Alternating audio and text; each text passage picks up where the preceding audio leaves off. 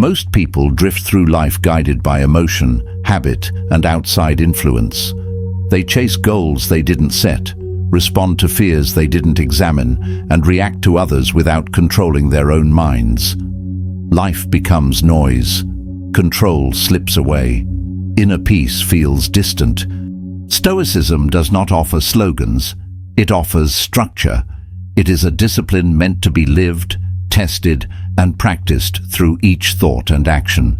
It shows you how to own your time, how to guide your behavior, and how to endure without complaint. You are not here to be passive. You are here to be forged.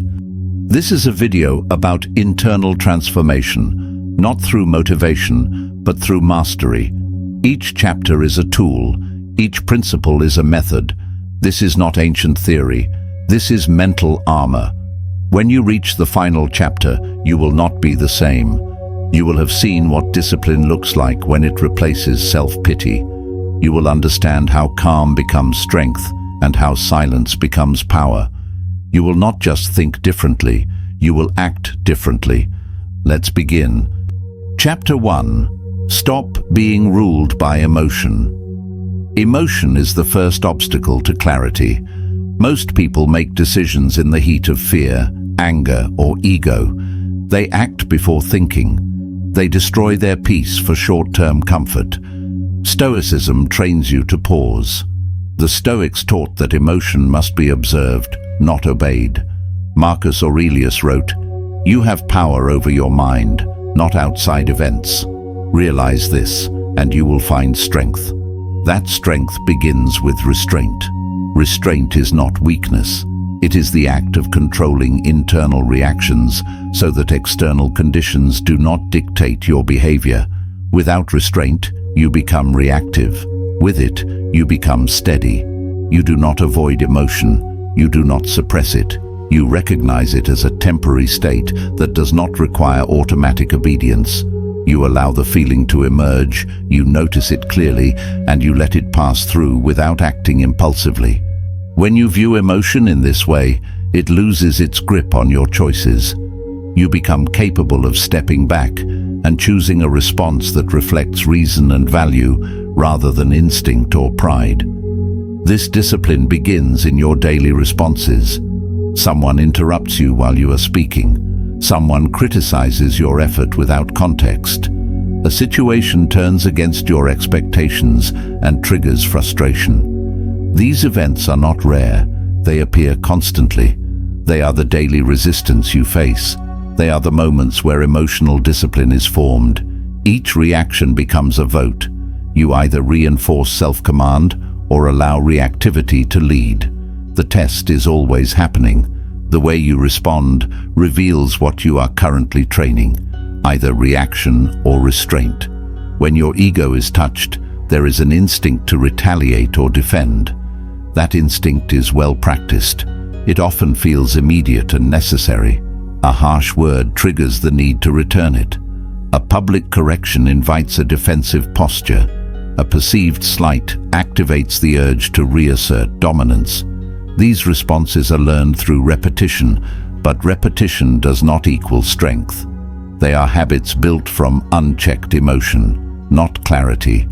A moment of anger feels like a response to injustice. You may believe that showing emotion proves power or commands respect. You may feel that defending yourself without hesitation shows confidence. A quick, sharp reaction gives the illusion of control, but this reaction places authority in the hands of the stimulus. You become a follower of events rather than a guide of your own behavior. Sarcasm is another tool people use when emotional control is lacking. It dresses resentment in cleverness. It often shifts attention to the speaker, gaining laughs or appearing confident. But sarcasm erodes trust. It often creates distance where clarity is needed. It becomes a habit that prevents sincere communication. It may protect the ego, but it damages relationships and clarity. Aggression often appears decisive. A raised voice, a firm demand, or a harsh judgment may look like leadership. But these behaviors often conceal internal instability. They project strength without possessing it. True stability can speak calmly and act firmly without aggression. Aggression often signals that composure has been lost and control has shifted to reaction. These behaviors can gain attention. They may produce short-term changes. Someone might back down. An audience may stay quiet. But they come with cost. They drain internal energy. They increase the likelihood of future regret. They often create new problems to solve. A damaged relationship, a weakened reputation, or a loss of self-respect. These are predictable outcomes. Calm does not seek attention. It is quiet. It requires no audience. It holds power that does not fluctuate with emotion. Calm allows you to think clearly when others are reacting. It allows you to speak precisely when others are shouting. It makes room for wise decisions when others are lost in panic. Calm is a behavior that reflects long-term training, not short-term instinct. Composure gives your actions weight. People listen because you do not waste words. You do not react to every impulse. You choose what deserves attention and what should pass unchallenged. This ability allows you to carry structure into situations where others bring confusion. Composure builds trust. It signals reliability. It does not overwhelm. It grounds. This ability is not formed in crisis. It is shaped by small, repeated actions. A moment of stillness during traffic. A brief pause before speaking during an argument. A decision to write instead of shout. These are not dramatic, but they are foundational. They shape a nervous system trained to remain steady. They build a pattern of thought that looks beyond the first emotion and toward the best outcome. This is how restraint becomes a skill. It is built by facing difficulty without needing to escape it immediately. You learn to sit with discomfort. You observe the tension. You allow the space between stimulus and response to widen. You create room for wisdom. That space allows emotion to move through without taking control. Interruptions, delays, and rude behavior are all part of life. They are tests for the mindset. Each one asks you to decide whether you will act on emotion or act on principle. When you choose restraint, you shift the power. You are no longer reacting to the world. You are choosing how to shape your place in it. This is how discipline becomes visible. Every time you resist the urge to correct, criticize, or retaliate, you gain power. You do not suppress emotion. You let it pass without letting it shape your conduct. This is how the nervous system adapts. This is how clarity replaces reactivity. You begin to live from intention. Emotion will continue to arise. That is a fact of human experience. The goal is not emotional silence. The goal is emotional structure. Emotion is allowed to appear, but it is not allowed to lead. It becomes a signal, not a command. The stronger your training in restraint, the shorter the influence of unhelpful emotions. You begin to move through life with fewer reactions and more responses. You are less affected by small disruptions. You are harder to provoke. You are more likely to stay with the task, the goal, or the value you chose before the interruption appeared. Your character is built through these decisions. You are always shaping who you become through action. If you act impulsively, you shape a reactive identity.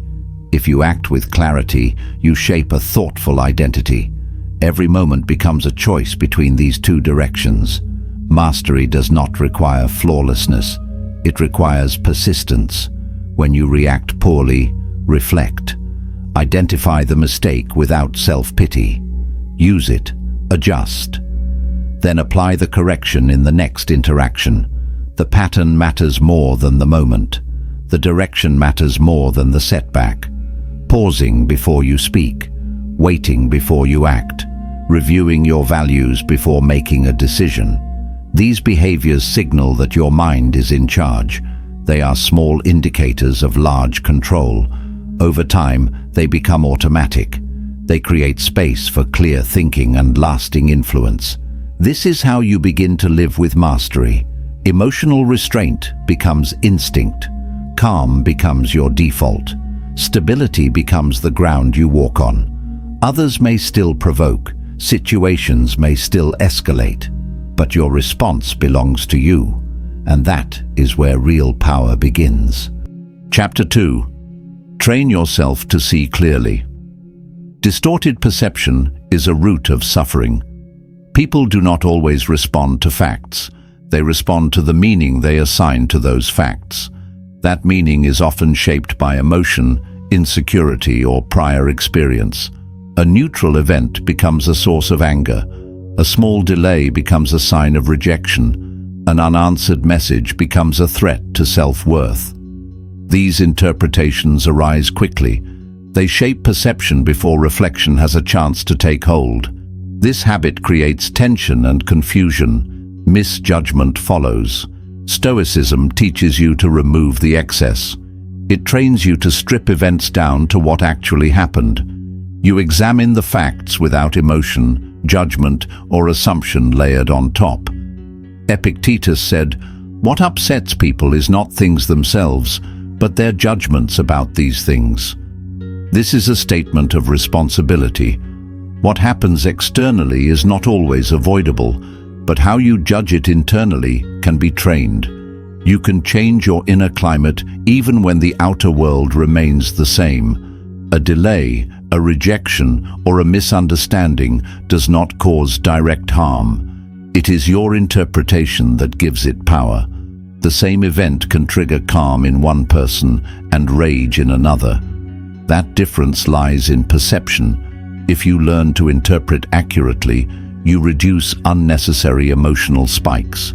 You are no longer pulled by stories you tell yourself. You are grounded in reality. You face these tests each day. Someone may not respond to your message. If your interpretation is driven by insecurity, you will read into their silence. You will assume offense where there was none. You will create a narrative of rejection or dismissal. But if you return to the facts, you see only a delayed reply. Nothing more, nothing less. Someone cancels a plan. The event is simple, but depending on your assumptions, you might feel insulted, neglected, or dismissed. The Stoic mindset removes those layers. You acknowledge that a schedule changed. You do not assign malice. This is clarity. It protects your energy from being wasted on imaginary threats. To train this clarity, you follow a process. Begin by identifying exactly what happened. List only the facts. Avoid inserting emotion or judgment. Then ask what part of the situation you control. If it is an external decision or someone else's behavior, shift your focus inward. Redirect your attention to your own conduct, your own thinking, and your own next move. Then ask yourself what the right response is. This should be based on principle, not on mood or preference. Right action is often quieter than emotional reaction. It requires more thinking and less speaking. The more often you follow this sequence, the more disciplined your perception becomes.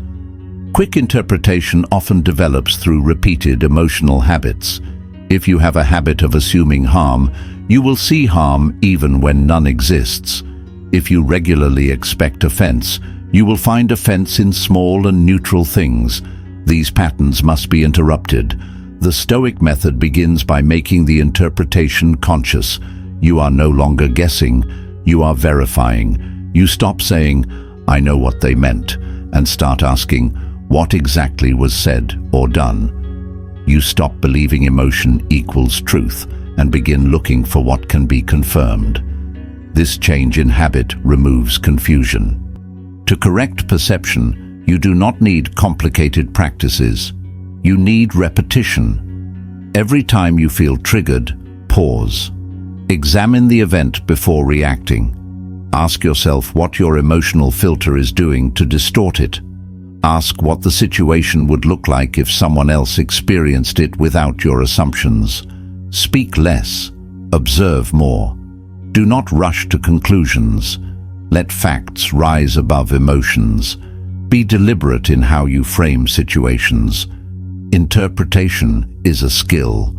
The more attention you give to training it, the more stable your mind becomes.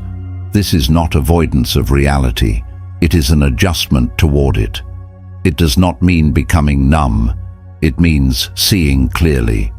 The more accurate your perception, the fewer problems you create in your mind. You waste less energy responding to illusions. You have chances each day to practice this. A message is shorter than usual. Do you read it as cold, or do you allow the possibility that it is brief due to time? Someone glances your way without greeting. Do you see judgment, or do you consider distraction? These decisions may seem minor, but they build your emotional foundation. When you train perception, you limit your exposure to unnecessary offense. You reduce the power of triggers. You take your mind back from reactive thought patterns. You become less affected by how others behave and more focused on how you choose to interpret. Perception becomes an exercise in responsibility. What someone says is outside of you. How you define it happens within you. That internal space is yours to manage. If it is cluttered with assumption and fear, your experience becomes heavy. If it is clean and structured, your experience becomes manageable. Asking, "What happened?" replaces the habit of asking, "Why does this always happen to me?" One focuses on fact, the other reinforces victimhood. Asking, "What is the correct response?" brings order. Asking, "What do I feel like doing?" brings impulse. The questions you ask in moments of disruption decide your clarity. Your goal is not constant certainty. Your goal is reducing confusion. Certainty cannot be guaranteed. Conditions shift. People change. New information appears. Waiting for full certainty delays action. Clear thinking allows you to move forward while accepting that not everything is known. Reducing confusion removes unnecessary hesitation. It helps you respond based on fact rather than emotion. A clear mind leads to better decisions. It works through information in sequence. It observes first, evaluates second, and acts third. A clear mind does not skip steps. It does not act while guessing. It slows the chain between event and reaction. This creates space for reason.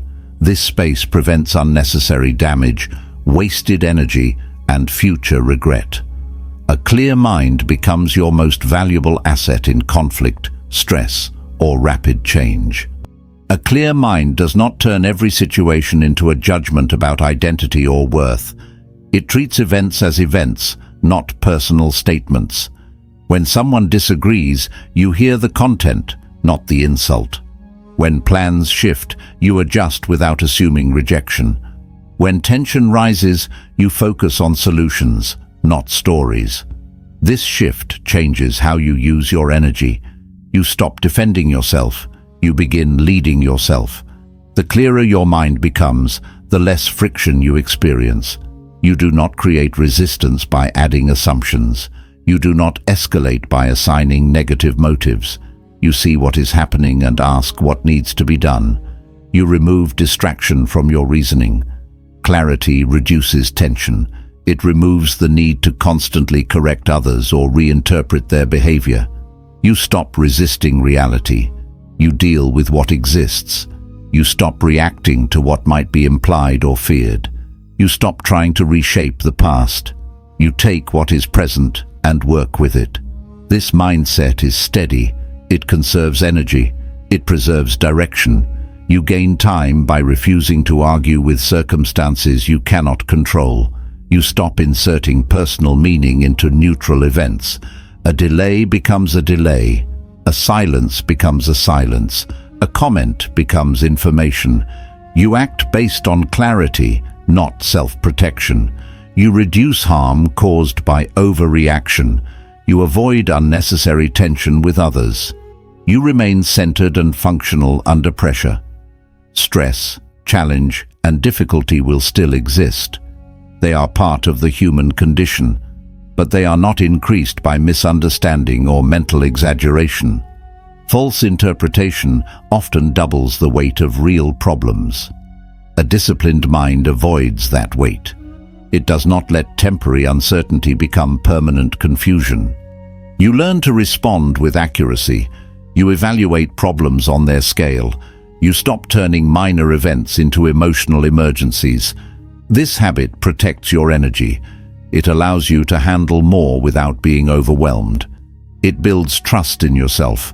It gives you a way to handle pressure that is predictable and repeatable. This mindset is built through small corrections. You misspeak, so you adjust. You misread someone's tone, so you clarify before concluding. You catch yourself making a fast assumption, so you pause and reframe. These are daily repetitions. They are subtle, but they add structure to your thinking. They remove noise.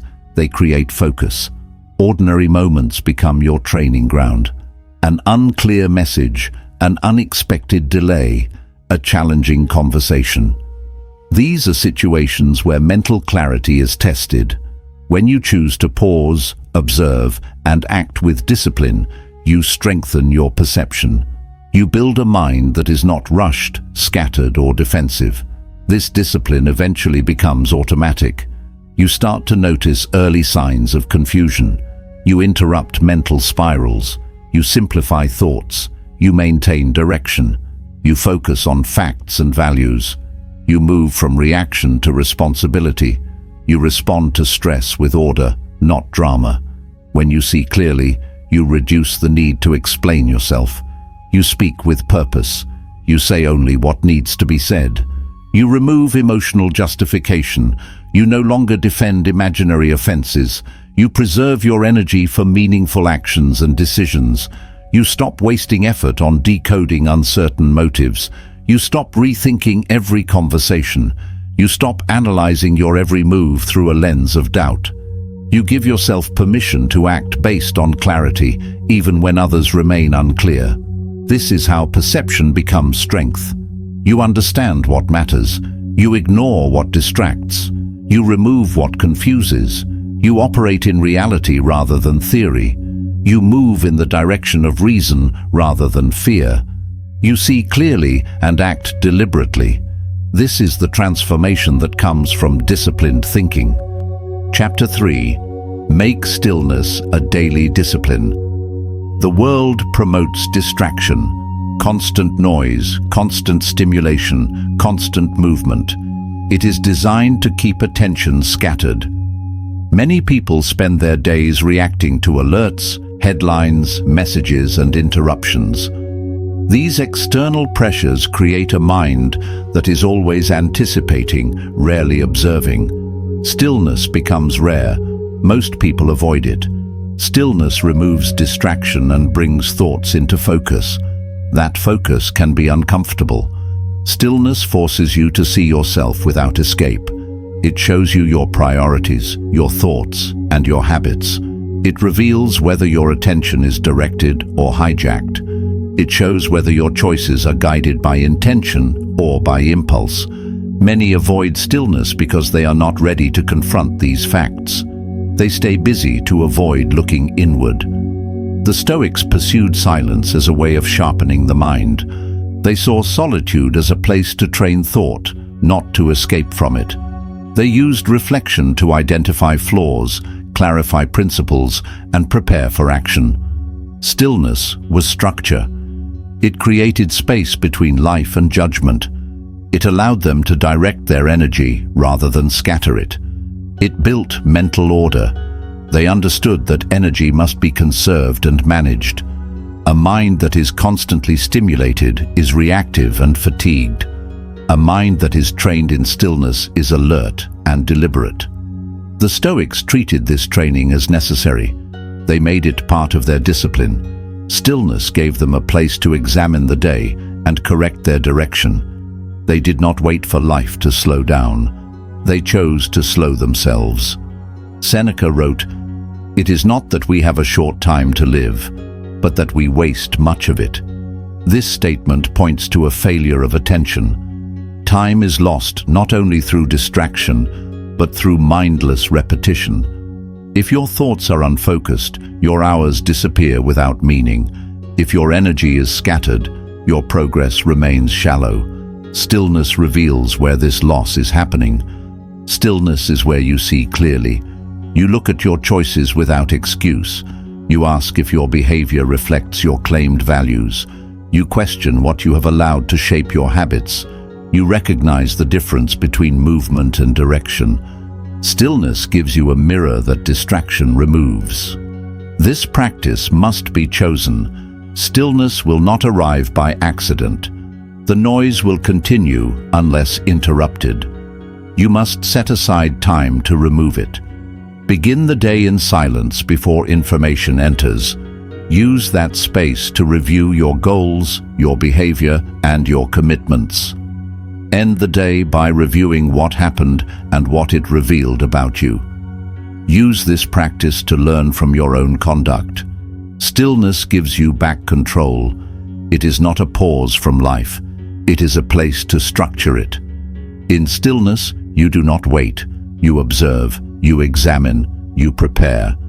Each moment of quiet attention strengthens your ability to act with discipline later. A still morning builds a stable response when the day becomes chaotic. A still evening reveals what needs correction before it becomes habit. Stillness is not escape from responsibility. It is responsibility in concentrated form. It requires discipline to be quiet when noise is available.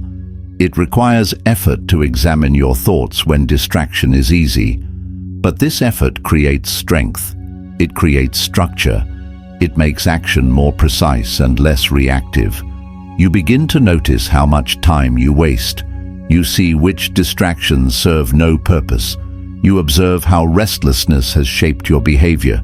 You realize how much energy has gone to explaining, defending, or avoiding things that could have been resolved through stillness. This recognition leads to change. You stop tolerating mental chaos. You start creating mental order. Stillness builds mental endurance. It teaches you to remain in thought without running from it. It trains the mind to hold attention without needing constant stimulation. It makes it easier to read, study, reflect, and act with care. These are all signs of mastery. A mind that can remain still is a mind that can move with direction. When you protect your quiet, you protect your ability to lead yourself. Stillness is not an interruption to your goals. It is part of achieving them. It is the time when direction is chosen, effort is measured, and focus is restored. It keeps you from drifting. It keeps you from reacting without thought. It keeps your values in reach. The Stoics treated this as essential. It was part of their day, not an afterthought. They used stillness to strengthen judgment, to clarify emotion, and to make decisions with less error. It gave them distance from events so they could see what was true. It gave them insight into themselves so they could make changes based on reflection, not pressure. Without stillness, your mind is pulled by every new impulse. You are shaped by what surrounds you instead of what you've chosen. You follow distraction instead of directing attention. You live in response rather than in reason. The result is exhaustion, confusion, and wasted time. Stillness gives you a reset point. It allows your nervous system to return to a calm baseline. It reduces noise so that the signal of what matters can be heard. It prepares you to face stress without being overwhelmed by it. It keeps your values sharp and your conduct measured. Make this a habit. Schedule time for silence. Use it to reflect, to plan, to notice what your mind is doing. Begin small. A few minutes before the day begins, a few minutes after the day ends. Expand the practice as needed. Let the silence teach you. Let it clean your thoughts. Let it remind you of what matters. Stillness gives you the space to think, the structure to choose, and the clarity to live with intention. Each day you practice it, you become harder to shake, easier to focus, and better aligned with the person you claim to be. Chapter 4. Focus on the work, not the outcome. Attachment to results creates anxiety. People often evaluate their work by external responses. They measure success by approval, attention, or comparison. This habit leads to frustration. When outcomes do not match expectations, effort feels wasted. Focus weakens when the goal shifts from action to approval. When the attention is on applause, discipline erodes. The process becomes reactive. Motivation depends on how others respond instead of what needs to be done. Stoicism shifts your attention. It turns the focus inward. It asks whether the action was right, not whether the outcome was favorable. Marcus Aurelius said, "Never regard something as doing you good if it makes you betray a trust, or lose your sense of shame, or makes you show hatred, suspicion, ill will." This principle reminds you that success is not found in recognition. Success is found in conduct that honors your values. You control your effort. You decide how deeply you focus. You decide whether your work reflects care, structure, and intention. You cannot control how others will interpret your work. You cannot control when or if praise will come. You cannot control the outcome of every effort, but you can control your preparation, your presence, and your consistency. This way of thinking creates freedom. You are no longer controlled by opinion. You no longer shape your actions based on how they will be received. You remove the pressure to be admired. You reduce the anxiety of needing constant feedback. Your self-respect becomes internal. You evaluate yourself by your standard, not by the reaction of others. The Stoics practiced this principle in every domain. In leadership, they focused on service, not popularity. In hardship, they focused on character, not comfort. In decision-making, they focused on truth, not advantage.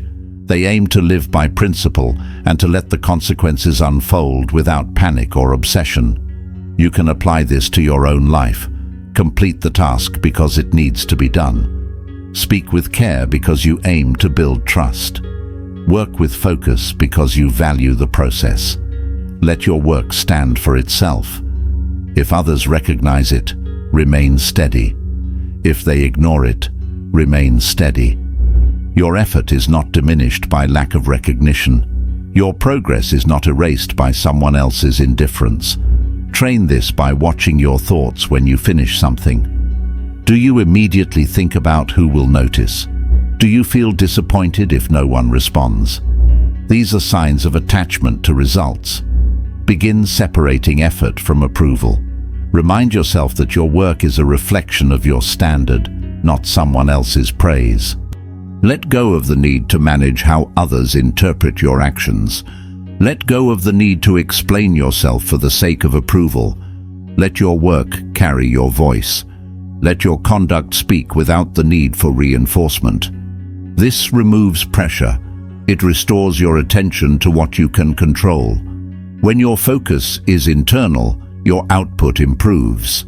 You are less distracted. You are more present. You are less emotional about small outcomes.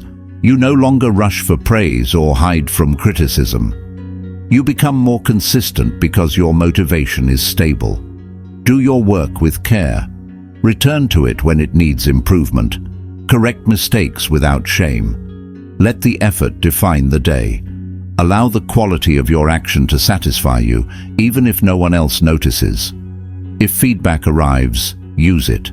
If praise arrives, do not depend on it.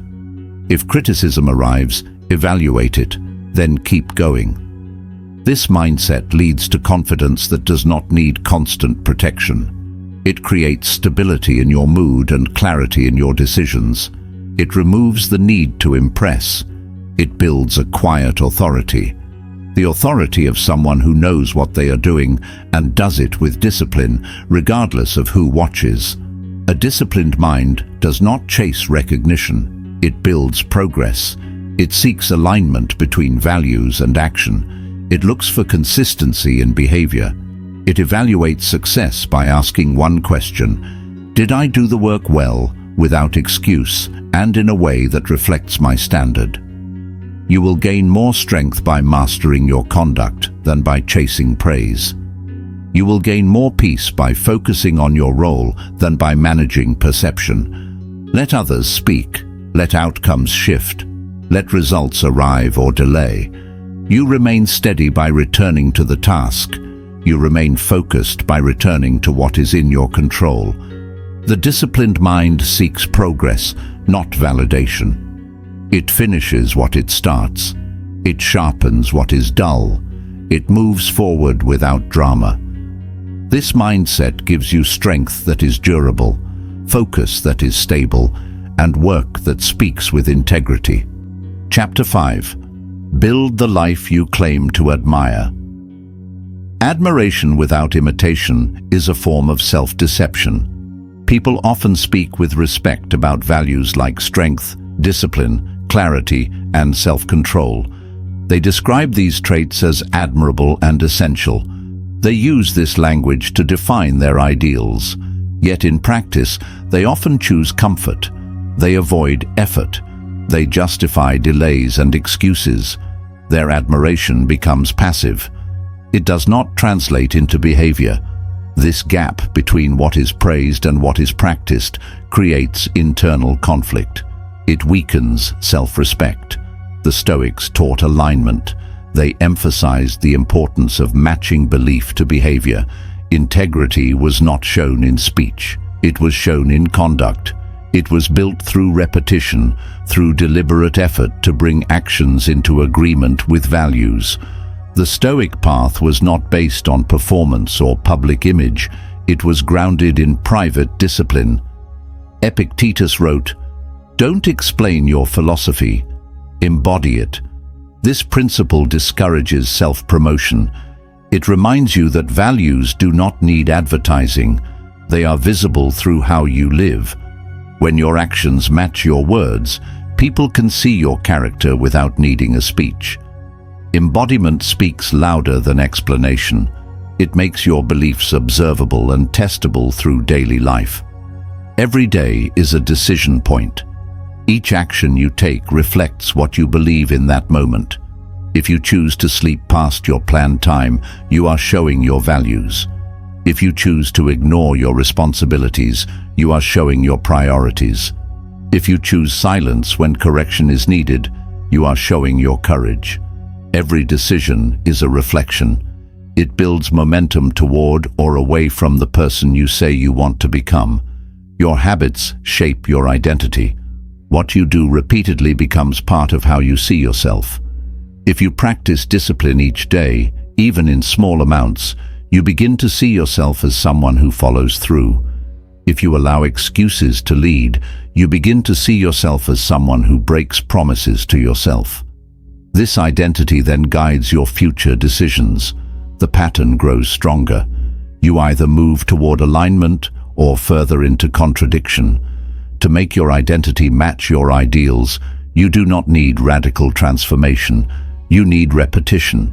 A single hour of focused work strengthens self-respect.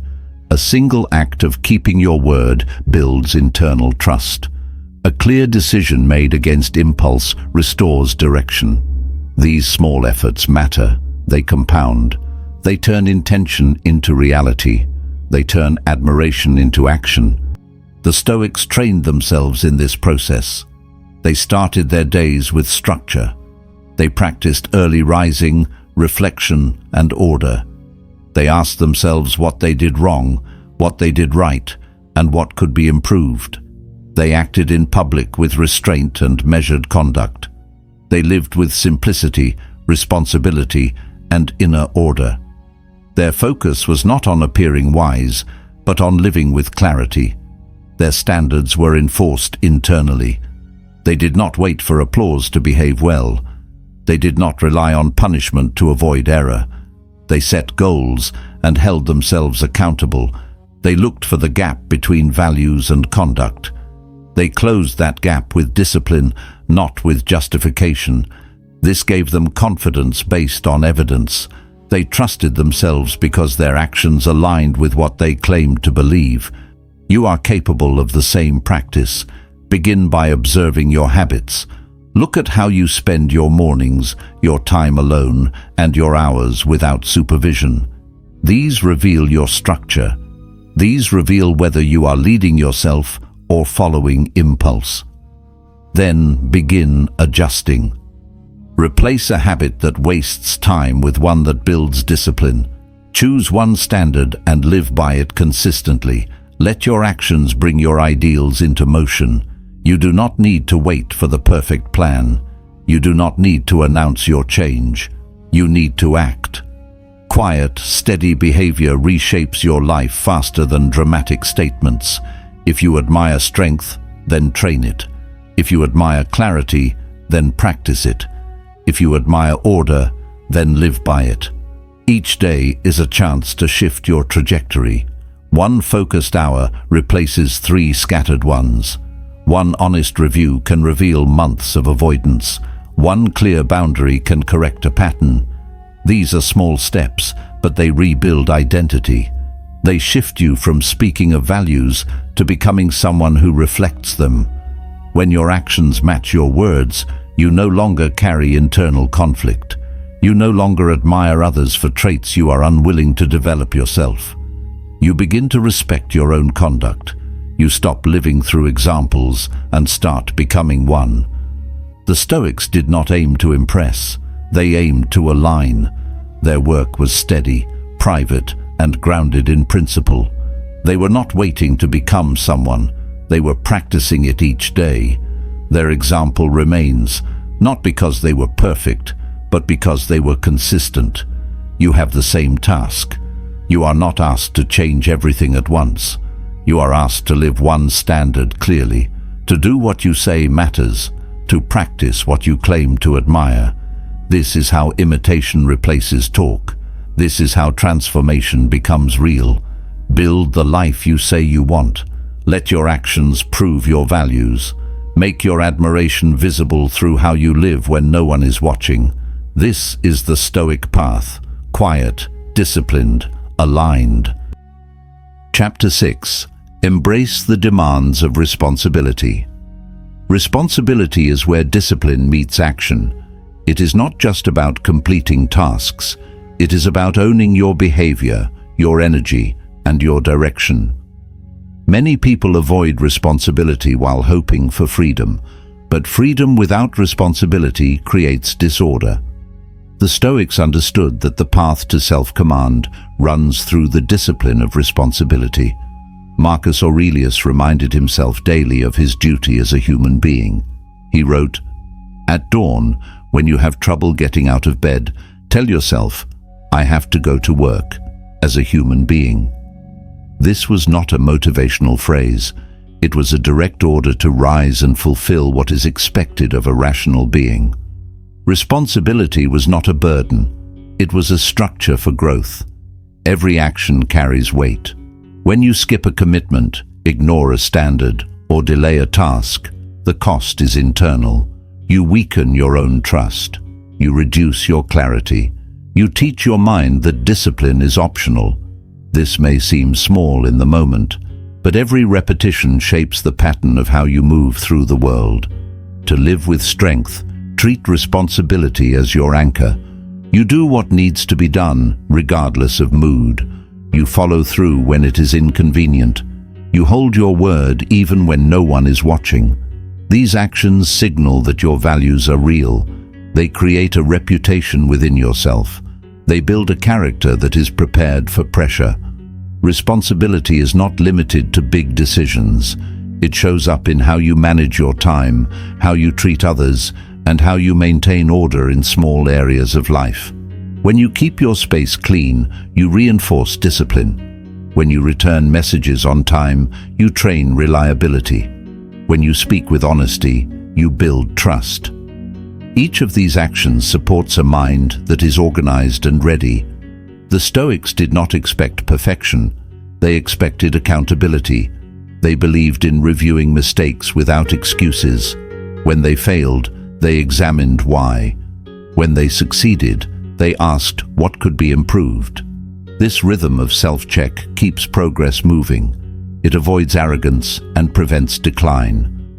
Adopt this mindset in your own life. Set your tasks clearly, review them, adjust when needed. Keep your environment functional. Monitor your tone, your conduct, and your attitude. Treat each decision as a reflection of your standard. This turns responsibility into a method of strength rather than a weight to avoid. Responsibility becomes fuel for confidence. You begin to rely on yourself. You know what you will do in difficulty. You stop waiting to be reminded. You become the reminder. This is the mindset that builds leaders. It is the mindset that turns self-respect into action. Chapter 7. Detach from what you cannot control. Stoicism teaches clear separation between what belongs to you and what does not. This distinction shapes where you place your focus. It reduces frustration. It gives your energy a structure. Most stress is created when attention is placed on things that cannot be controlled. This habit wastes time and drains confidence. Epictetus wrote, "Some things are up to us and some are not." This is a central teaching. Your actions, choices, and judgments are within your control. The opinions, actions, and emotions of others are not. You do not control the past. You do not control outcomes. You do not control what has already occurred. You control your response, your preparation, and your values. When you focus on what belongs to others, your peace depends on their behavior. If you need others to understand you, you become trapped in their perception. If you need every event to be fair, you suffer when it is not. If you need perfect conditions to act, you remain stalled. You lose your stability. Detachment does not mean indifference. It means clarity. You still care. You still act with integrity. You still put effort into your work. But you do not tie your peace to the response. You remain steady when misunderstood. You remain focused when outcomes shift. You remain calm when others react emotionally. This stability is trained. You train it by repeating the division. When something frustrates you, ask, "Is this mine to control?" If yes, act on it. If no, release it. This simple habit creates space in the mind. It stops emotional escalation. It returns attention to what is useful. This mindset becomes a defense against manipulation. You are no longer pulled by flattery or threatened by rejection. You stop seeking reassurance. You stop adjusting your behavior to gain approval. You live by principle. You measure yourself by your standard, not external reaction. You begin to conserve energy. You stop fighting battles that are not yours. You stop explaining things that do not need to be explained. You stop chasing perfect timing. You begin building your life around action, not around anticipation. The Stoics did not control the empires they lived under. They did not control the events that shaped their fate. But they trained their judgment. They practiced reason.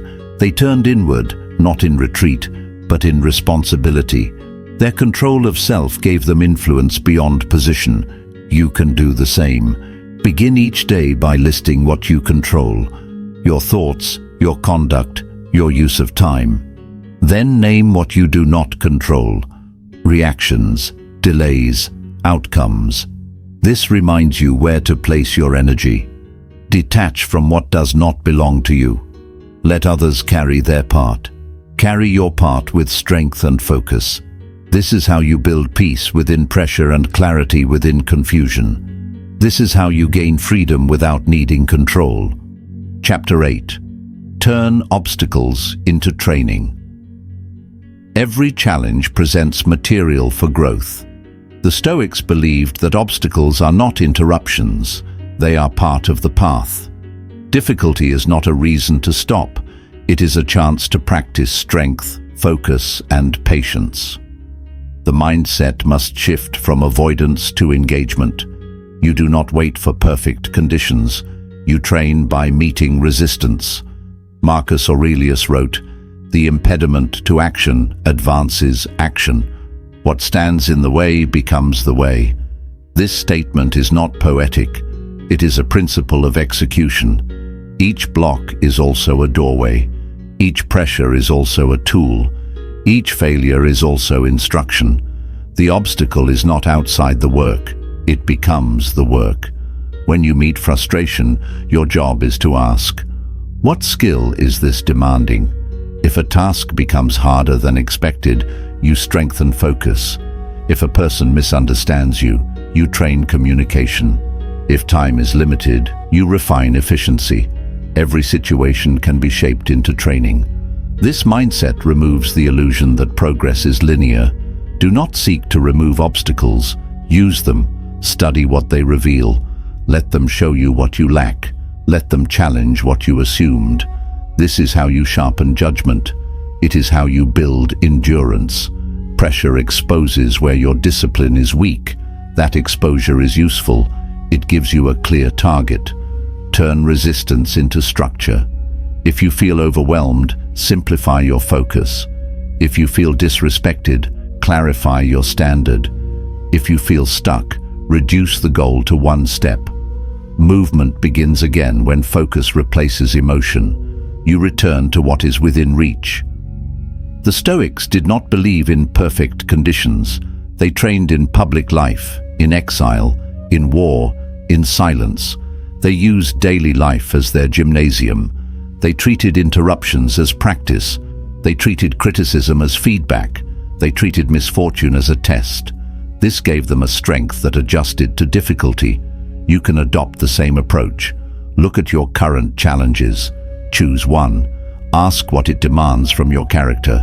Then act. This is how the obstacle becomes a teacher. This is how you become harder to disrupt. Do not explain away resistance. Respond to it. Do not argue with the obstacle. Apply yourself to it. You do not need to like the conditions. You need to meet them with discipline. You need to let the challenge sharpen your focus. When you turn obstacles into training, you gain power. Your mood is no longer based on convenience. Your action is no longer delayed by frustration. Your strength is shaped by what you face directly. This is the mindset that makes progress durable. This is the mindset that cannot be broken by hardship. Chapter 9. Value action over talk. Stoic philosophy prioritizes doing over saying. A person's true character is revealed in their actions, not in their claims. Words are easy. They cost nothing. They often serve as substitutes for change rather than the start of it. Action, by contrast, leaves evidence. It shows discipline, intent, and follow-through. The Stoics held themselves to this standard. Epictetus said, "Don't explain your philosophy. Embody it. This is a call to live principles, not preach them." Philosophical talk can become a distraction if it is not grounded in action. It can give the illusion of progress while avoiding the work. A Stoic measures growth by conduct, by behavior under stress, and by how well values guide decisions. Action creates internal stability. When you act with consistency, your words and behavior match. This builds self-respect. You stop seeking affirmation because you are living in alignment. You no longer need to describe your values. They become visible in how you work, how you respond, and how you carry yourself. Talk often invites validation. It looks for recognition or approval. It opens the door to ego. Action avoids this trap. It focuses energy on what must be done. It replaces theory with application. It answers questions through behavior, not opinion. It allows others to see your direction without needing persuasion. Practice this daily. Do what you said you would do. Complete tasks fully, even without acknowledgement. Let your results represent your intent. If you believe in discipline, show it through routine. If you believe in honesty, show it in your speech. If you value growth, pursue it through effort, not conversation. This habit reduces noise. You speak less, but with more weight. You focus on results, not image. You train your attention on the next right step. This helps you stay grounded. It prevents you from drifting into performance or empty repetition. The Stoics did not hold long debates to prove their virtue. They aimed to live quietly and with strength. They accepted challenges as chances to test their ideas. They corrected themselves through action. They were less interested in being seen and more focused on being consistent. You can follow this example. Let your daily routine carry the message. Let your effort reflect your belief. Let your actions become your philosophy in motion. This is how you gain clarity. This is how you earn trust. This is how your principles become real. Chapter 10. Make the inner life the foundation. The Stoics taught that true strength begins within. External success is temporary. Applause fades. Recognition shifts. Wealth can be lost. Status can be taken. The one area that remains within reach is the inner life. The mind, the soul, the character. If this part is neglected, no amount of outer achievement will bring peace. Marcus Aurelius, in the height of his power, reminded himself constantly to return inward. He wrote, "Dig within. Within is the wellspring of good, and it is always ready to bubble up if you just dig." This advice is more than meditation. It is a directive to cultivate depth. A strong inner life is the only structure that endures under pressure. Inner life is shaped by reflection, by intention, and by values consistently practiced. It is not built through avoidance or denial. It is built through engagement with truth. This means examining yourself honestly. It means reviewing your motives, your choices, and your habits without excuse. It means making silence part of your day, so your mind can reset and your conscience can speak. When your inner life is strong, you are less shaken by changes. Criticism does not destabilize you. Delays do not demoralize you. Chaos around you does not create chaos within you. You respond based on your principles, not your environment. This creates reliability. It makes you trustworthy. It makes your presence a source of calm. You must build the habit of turning inward. Start by protecting time each day for stillness.